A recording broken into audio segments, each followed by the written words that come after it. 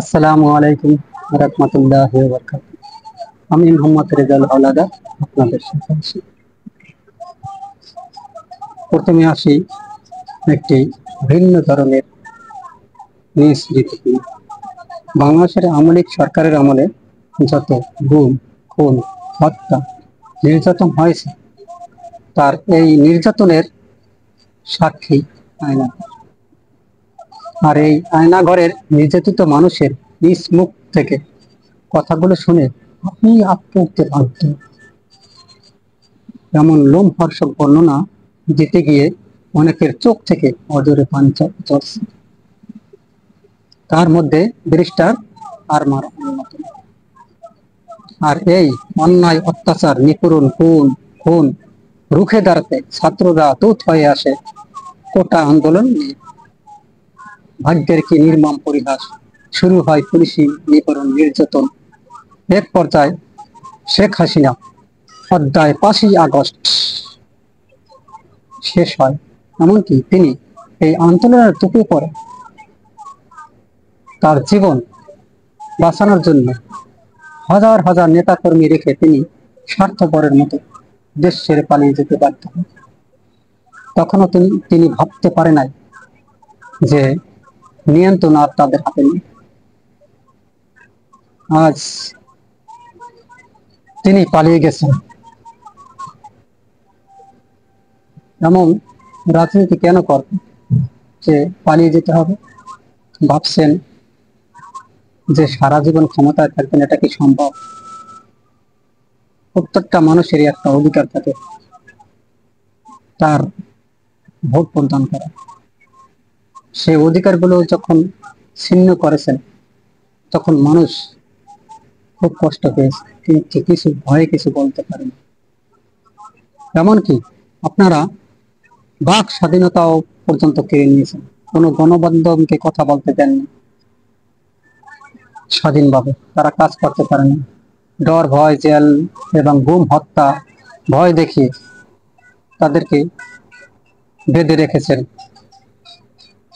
আজ কোথায় আপনাকে কে ভয় পায়? কেউ ভয় পায় না।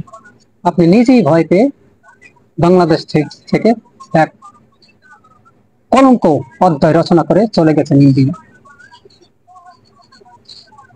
এর চেয়ে লজ্জাজনক আর কিছুই হতে পারে না। কারণ বাংলাদেশের স্বাধীনতা 53 বছরে এরকম ঘটনা কেউ করেন। এমনকি স্বৈরাচারী এরশাদও তিনি করেন।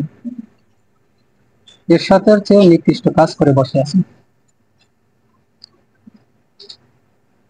তাই বাংলাদেশ আবার নতুন করে 71 সালের পর স্বাধীনতা ফিরে পায় 5ই আগস্ট।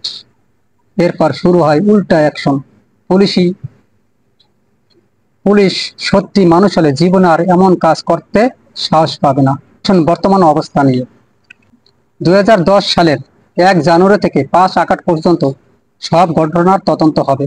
গুম হওয়া ব্যক্তিদের আওয়ামী লীগ সরকারের সময় আইন শৃঙ্খলা বাহিনীর হাতে গুম হওয়া ব্যক্তিদের সন্ধান তদন্ত কমিশন গঠন করেছে সরকার। খেলা জমে গেছে। হাইকোর্টের অবসরপ্রাপ্ত বিচারপতি মাইনুল ইসলাম চৌধুরীকে সভাপতি করে 5 সদস্যের এক কমিশন গঠন করা হয়েছে।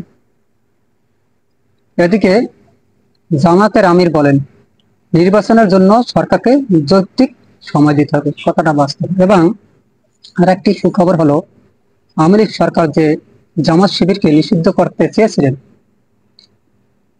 আর সেই জামাত শিবির তাদের নিষিদ্ধ প্রজ্ঞাপন ফেলেছে আদালত। তারা আবার রাজনীতিতে স্বমহিমায় ফিরতেছে। এটা একটা খুশির খবর, আলহামদুলিল্লাহ। এদিকে গোপালগঞ্জের মানহানি মামলা থেকে খালাস পেয়েছেন বিএনপির ভারপ্রাপ্ত চেয়ারম্যান তারেক রহমান। মঙ্গলবার Gopalganj chief judicial magistrate Mohammad Shahadat Hossain Bhuiyan এই আদেশ দেন। আন্তর্জাতিক বাংলাদেশের চলমান বন্যায় ক্ষতিগ্রস্তের সহায়তার জন্য 20,000 মার্কিন ডলার অনুদান দিয়েছে চীন। অন্তর্বর্তী সরকারের প্রধান উপদেষ্টা ডক্টর মোহাম্মদ ইউনূসের সাথে সাক্ষাৎ করে ঢাকায় নিযুক্ত চীনের রাষ্ট্রদূত ইয়াও ওয়েন এই অনুদানের চেক তুলে দেন। চীনা রাষ্ট্রদূত বলেন, চীনা রেড ক্রসও বাংলাদেশের বন্যার্থ ক্ষতিগ্রস্ত মানুষের জন্য $1,00,000 সহায়তা প্রদান করবে এবং তুরস্কের president Recep Tayyip Erdogan doctor Mohammad ইউনূসকে অভিনন্দন জানিয়েছেন এবং তিনি বাংলাদেশের বন্যার্থদের জন্য মানবিক সহায়তা দেওয়ার প্রতিশ্রুতি দিয়েছেন। আজ একটি কথা না বললেই নয়, বঙ্গবন্ধু শেখ মুজিবুর রহমান বাংলাদেশের একজন শ্রেষ্ঠ সন্তান আমরা জানি, কিন্তু তাকে সারা বাংলাদেশের মানুষ যেভাবে তার অপমান করতেছে, গলায় জুতা, তারপর মূর্তি ভাঙ্গা, বিভিন্ন অসামাজিক কার্যকলাপ করছে, এর কারণ হয়েছে একটা, শেখ হাসিনা নিজেই মানুষের ভিতরে এমন ক্ষোভ এবং ঘৃণা জমিয়ে দিয়েছে যাতে তার মতো লোককেও সবাই জোতার মালা পরাতে বাধ্য হয়। এটা ভাগ্যের কি নির্মম পরিহাস। কোথায় গেল ক্ষমতা? ক্ষমতা চিরস্থায়ী নয়।